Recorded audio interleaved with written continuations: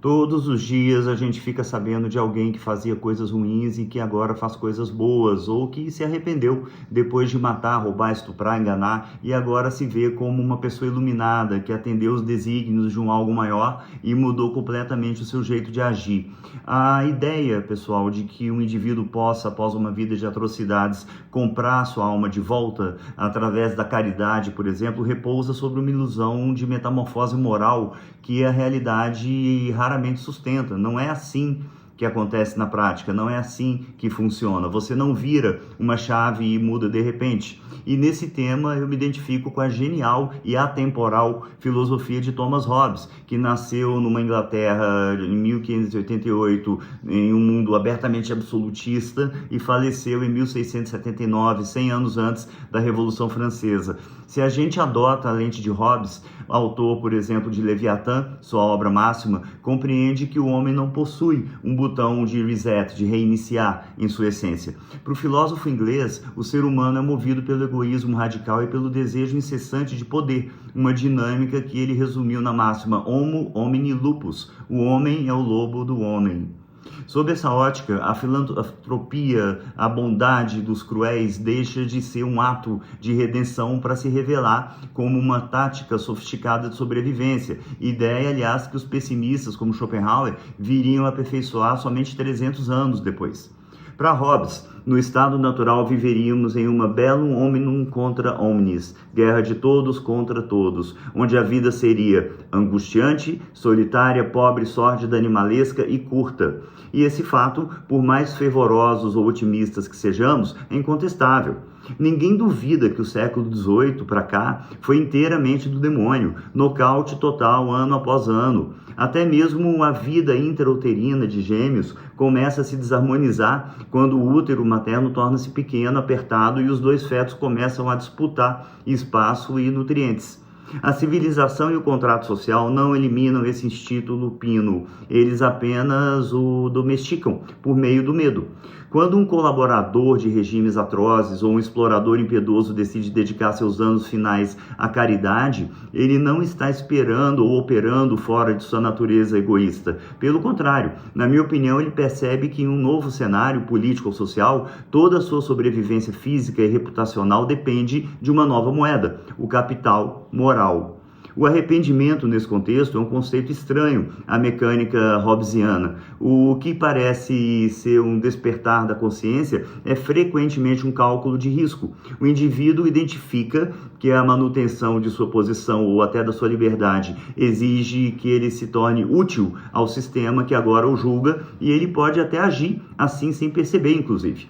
E então, ao financiar o bem, ele tenta neutralizar a sede de justiça da sociedade, ainda que os seus pecados sejam até o momento segredos de confessionário, trocando a punição pela gratidão. O homem de Hobbes sabe que a reputação é uma forma de poder. A doação de fortunas para comunidades que ele mesmo ajudou a oprimir é o pagamento de um pedágio para atravessar a fronteira do tempo sem ser linchado pela história e sem ir para o inferno. É o exercício final de domínio. Quem dá mantém uma posição de superioridade sobre quem recebe, transformando o crime passado em uma dívida de gratidão presente. A alma, nesse cenário, nunca foi vendida ou recuperada. Ela apenas mudou de estratégia para não ser aniquilada.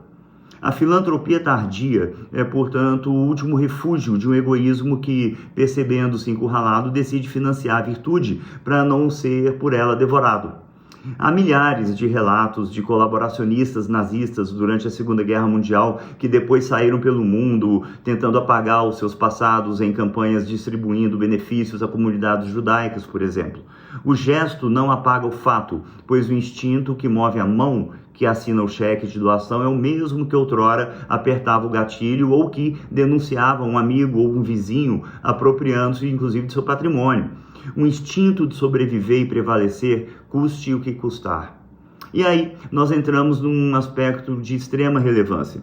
Para que a estratégia do lobo de Hobbes funcione, ele precisa que a sociedade acredite em uma mentira descarada, porém reconfortante, que é a de Jean-Jacques Rousseau, nascido 124 anos depois de Hobbes, na Suíça. Ao afirmar que o homem nasce bom e a sociedade o corrompe, o que é para mim uma bobagem, de um charlatanismo enorme, Rousseau não apenas criou um dos pilares do idealismo ingênuo, mas agiu como um oportunista intelectual sem precedentes. Sua filosofia serviu de biombo para que o indivíduo pudesse terceirizar sua culpa. Se a maldade é um erro do sistema e não um traço inerente, então qualquer gesto de caridade tardia ou não pode ser vendido como um retorno à natureza pura, o que definitivamente eu não aceito. No entanto, o histórico pessoal de Rousseau, que pregava a educação ideal em sua obra intitulada Emílio, enquanto abandonava seus próprios 5 filhos em orfanatos, é bom dizer, desmascara sua teoria. Aos que se interessarem, leiam alguma biografia séria dele. Rousseau ofereceu ao mundo uma saída de emergência moral. A ideia de que o crime é um acidente e a virtude é o estado natural, o que a gente sabe que não é verdade. E é essa farsa russoniana que permite ao carrasco de ontem posar de filantropo hoje, explorando a credibilidade de uma sociedade que prefere acreditar em uma bondade original redentora do que encarar a crueza do instinto humano. Para Hobbes, lá no século XVI, o contrato social não é um pacto de amor, mas de medo. Quando um explorador impiedoso decide dedicar seus anos finais à caridade, ele não está recuperando uma bondade perdida que Rousseau inventou da cabeça dele. Ele está apenas recalibrando o seu egoísmo. É como eu já disse, gente, o indivíduo identifica que a manutenção da sua posição exige que ele se torne útil ao sistema que agora o julga. A filantropia é o pagamento de um pedágio para atravessar a fronteira do tempo sem ser linchado pela história. É o exercício final de domínio. Quem dá mantém uma posição de superioridade sobre quem recebe. Eu acabei de dizer isso, transformando o crime passado em uma dívida de gratidão presente, lindíssima. Enquanto Rousseau nos oferece a ilusão de que podemos voltar a ser bons, Hobbes nos entrega verdades incômodas, escritas antes mesmo de que o primeiro nascesse.